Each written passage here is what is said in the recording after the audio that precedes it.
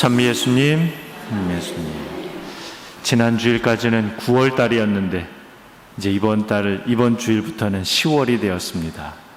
9월과 10월이라는 그 단어의 느낌, 숫자의 느낌은 좀 다른 것 같습니다. 9월까지는 아직 여름에 좀 가까운 것 같은 느낌이 드는데 10월이 되는 순간 갑자기 스산한 느낌도 들고 가을이 성큼, 이제는 성큼이 아니라 우리가 가을 속으로 쏙 들어온 것 같은 느낌이 들지요. 어쨌든 또 한 주간을 여러 어려움들이 있지만 또 열심히들 충실히 잘 또 생활해 주셔서 감사드리고, 오늘 복음은 사실은 혼인과 이혼에 대한 그런 복음 말씀입니다. 그런데 사실 이 복음을 시작하기 전에 바리사이들이 예수님을 시험하려고 혼인과 이혼에 대한 질문을 하는 거죠. 결국 원래 바리사이들의 뜻은 혼인과 이혼에 대한 그것에 대해서 구체적으로 알기를 원했던 것보다 어떻게 하면 예수님을 시험하고 올가미에 빠뜨려서 자기들이 원하는 방식으로 예수님을 끌고 갈까라고 하는 것이 먼저 마음이었습니다.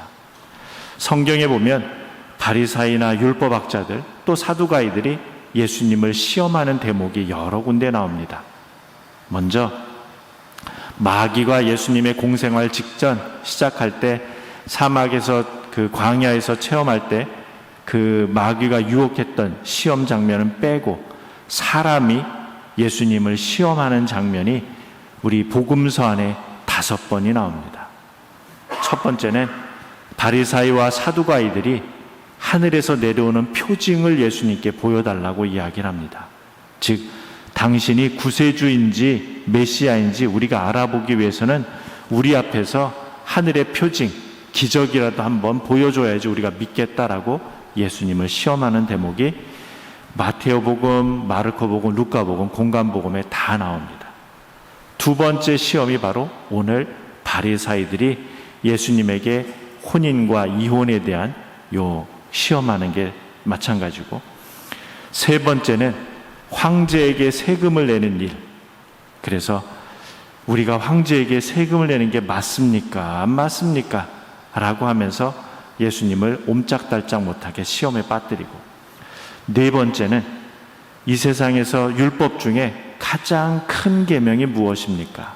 그 발단의 시작은 영원한 생명을 얻기 위해서 내가 율법을 나름대로 잘 지키고 있는데 그 중에서 가장 중요한 첫째 계명이 무엇입니까? 라고 질문을 하죠. 결국 예수님으로부터 그것만 중요하고 나머지는 중요하지 않게끔 유도하기 위해서 그렇게 또 시험에 빠뜨립니다. 요 네 가지는 다 공관복음, 마테오복음, 마르코복음, 루카복음에 다 나오는 내용인데 마지막 5번째 요 하나는 요한복음에만 나옵니다. 요한복음에만 나오는 그 시험 장면은 바로 간음하다 잡힌 여자를 이 원로들이 데리고 와서 예수님 앞에 딱 데려다 놓잖아요. 그래서 모세율법에는 간음하다 잡힌 여자는 돌팔매로 죽여야 되는데, 자, 어떻게 하시겠습니까? 안 지키면 율법을 어긋나는 것이 되고 지키면 사랑하라라는 계명을 어긋나는 것이니 양자택일의 그런 복잡함 속으로 예수님을 올가매려고 합니다. 다시 한번 첫 번째로 돌아가면 표징을 요구하는 바리사이들과 사두가이들, 그들은 표징을 보는 게 목적이 아니라 예수님을 어떻게든 올가매려고 하는 거지요. 그러니 예수님께서 저녁에 붉은 노을이 지고 그런 것을 보면 이제 해가 지는 거 뻔히 다 알지 않냐. 하늘이 어두컴컴해지고 먹구름이 오면 곧 비가 올라는 거 다 아는데 이미 요나의 표징을 다 보여줬는데 여러분은 그거를 믿지 않고 나에게 또 다른 표징을 요구한다니 그거는 아니야 라고서 양자택일에 거기서 자연스럽게 예수님은 오히려 그들에게 따끔하게 충고를 주고 빠져나오는 장면이죠.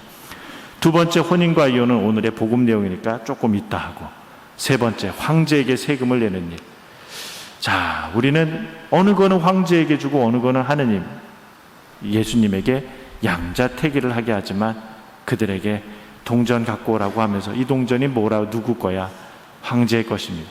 황제의 것은 황제에게 주고 하느님의 것은 하느님에게 바치라라고 하면서 그들의 양자택일 안에서 또 아주 현명하게 그들에게 충고를 주면서 이렇게 물러나시죠.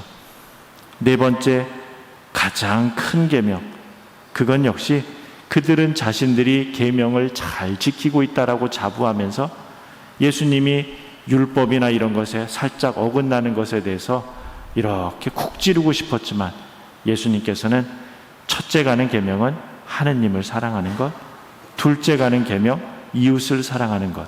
그러나 이 첫째 계명과 둘째 계명 어느 것 하나도 더 중요하고 덜 중요한 게 없이다 똑같이 중요하다라고 이야기를 하면서 결국은 하느님 사랑과 이웃 사랑이 가장 큰 계명임을 또다시 한번 그들에게 깨우쳐 주시는 거죠.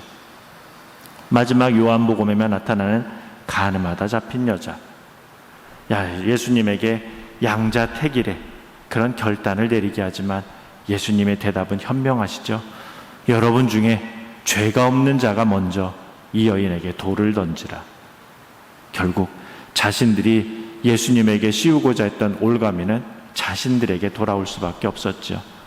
결국 끊임없이 예수님을 올가매고 시험하려고 했던 그들의 속내가 잘 드러났는데 오늘 혼인과 이혼에 대한 예수님에게 시험 삼아 던진 이 질문마저 예수님께서는 원칙을 이야기하시면서 그들에게 무엇이 중요한 것인지를 이야기합니다.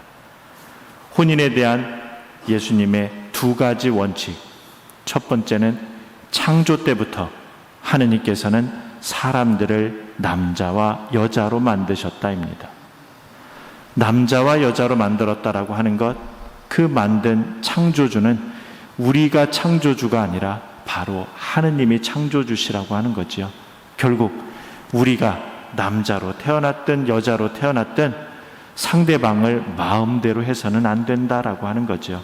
왜냐하면 하느님이 주인이고 그분이 우리에게 창조하신 그 뜻을 우리가 살아가야 되기 때문에 결국 혼인은 두 사람과의 관계일지 모르지만 하느님께서는 사람을, 물론 아담을 먼저 창조하고 거기서 하와를 창조하게 했지만 오늘 복음에서도 단수로서 사람을 창조하신 것이 아니라 사람들을 창조하신 거죠. 즉 남자와 여자를 동등하게 그렇게 창조하셨습니다. 그러니 주인이신 창조주의 그 뜻을 우리가 새기고 따라야 되는 그런 원칙들이 있다라고 하는 거죠.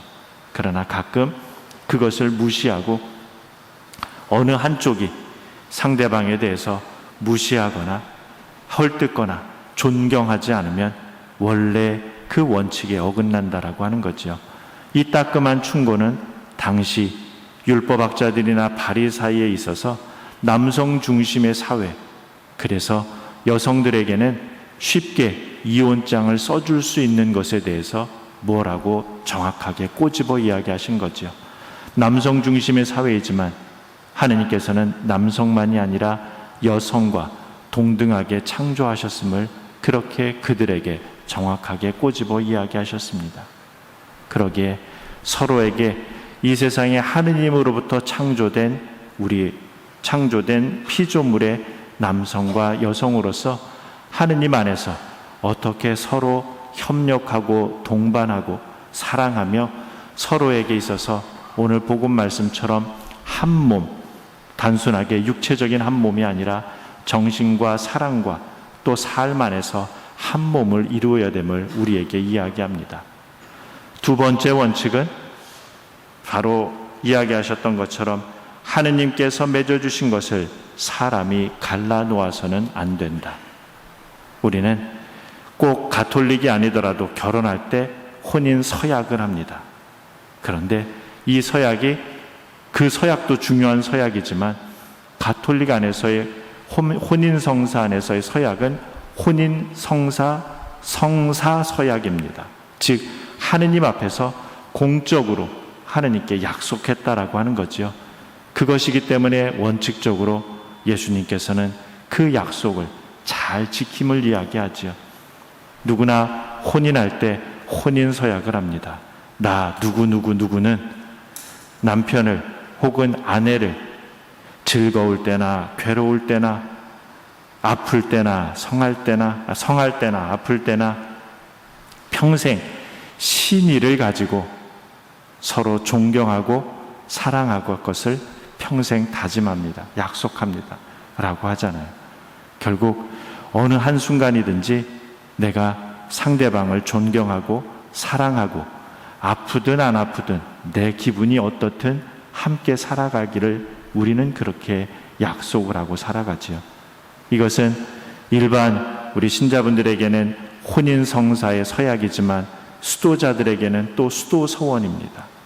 하느님 앞에 공적으로 나 누구누구는 자유로운 의지로 하느님을 평생 삼서원의 삶을 살겠습니다 라고 약속합니다.